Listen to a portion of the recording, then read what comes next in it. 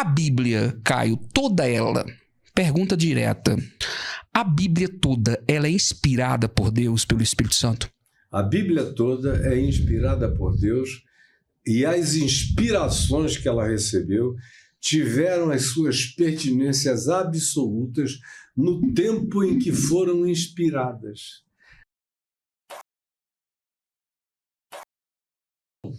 A própria Bíblia se reatualizou antes de Jesus chegar. Por que uma quantidade enorme de coisas da Torá, do Pentateuco, dos 5 primeiros livros da Bíblia, pararam de ser praticadas durante o próprio Velho Testamento? Por quê? Tem uma quantidade enorme de coisas da lei de Moisés que estiveram em vigência, algumas delas eram para ter entrado em vigência absoluta, aí foram praticadas relativamente durante o deserto. Quando entraram na terra de Canaã, a maioria delas parou de ser praticada durante cerca de 300 anos. Aí vem Davi, aí Davi pratica solitariamente, porque não tinha templo, os sacerdotes estavam todos espalhados, muitos deles perseguidos, não havia livro. Você pegou a Bíblia já aqui várias vezes. A Bíblia como livro é uma coisa muito antiga. No Velho Testamento de Moisés tinha tabletes. Você vê que ele desce com tábuas de pedra. Havia uma quantidade enorme de tabletes que diziam as coisas e as legislações que Moisés tinha dado. Mas eles demoraram muito a ser reorganizados. Por que o livro da lei estava perdido no templo? Porque não era um livrão, não era uma quantidade enorme de pergaminhos. Eles eram tão soltos, tão esparsos, que podiam, inclusive, durante o reinado de um rei maligno, ser deixado num lugar abandonado e que fosse esquecido lá.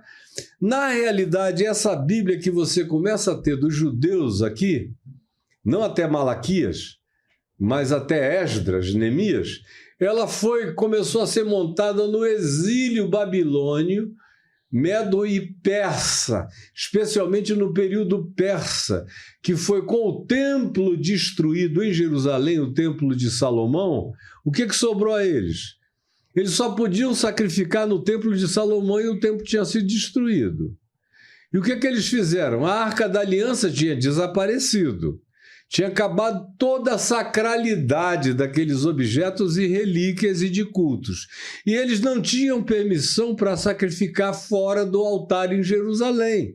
Tanto é que os samaritanos passaram a fazer isso, foram considerados hereges até o dia de hoje. Então, o que aconteceu? Eles foram para o cativeiro sem nada.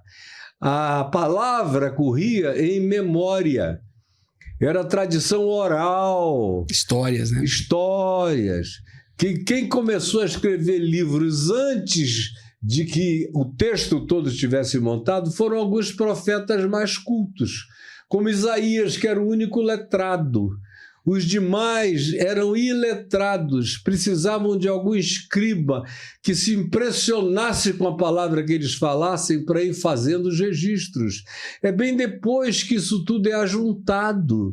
Mas o pessoal pensa que veio do céu, caiu assim, veio voando com asas de anjos e caiu na cabeça do pessoal. Isso aqui tem 1.700 anos de idade, de Constantino para cá. Antes disso, os judeus discutiam que livros deveriam entrar, que livros não deveriam entrar.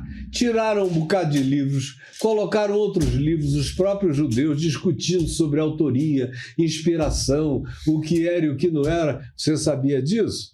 A maioria não sabe de absolutamente nada e fazem afirmações peremptórias, sem conhecerem coisa nenhuma. Então, a própria Bíblia foi se atualizando durante o próprio Velho Testamento. Você vê Isaías fazendo reparações ao Velho Testamento. Você vê Isaías fazendo reparações aos rigores do Velho Testamento. Você vê profetas dizendo, não é sacrifício que eu quero. O Senhor diz, a Bíblia é a palavra de Deus? Misericórdia. A Bíblia é palavra de Deus em tudo quanto nela ainda é pertinente.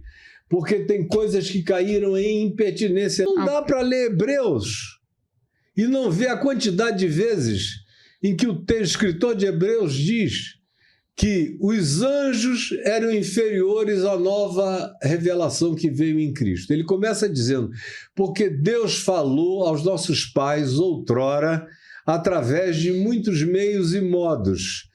Falou através de patriarcas, falou através de profetas, falou através de anjos, e nesses últimos dias nos falou através do seu Filho, a quem constituiu o herdeiro de todas as coisas, a plenitude de todas as coisas, a imagem e a expressão exata do ser de Deus.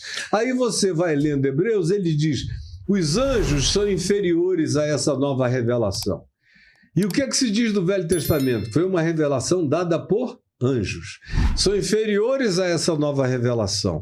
Moisés, ele menciona, é inferior a essa nova revelação, porque ele mesmo tinha dito, virá alguém depois de mim, que vos dirá tudo quanto tem que ser feito. Ele mesmo sabia da relatividade e da temporariedade do que ele estava fazendo. Aí eles mencionam Abraão, e diz, olha, Abraão foi justificado exclusivamente pela fé, porque nem lei de Moisés havia.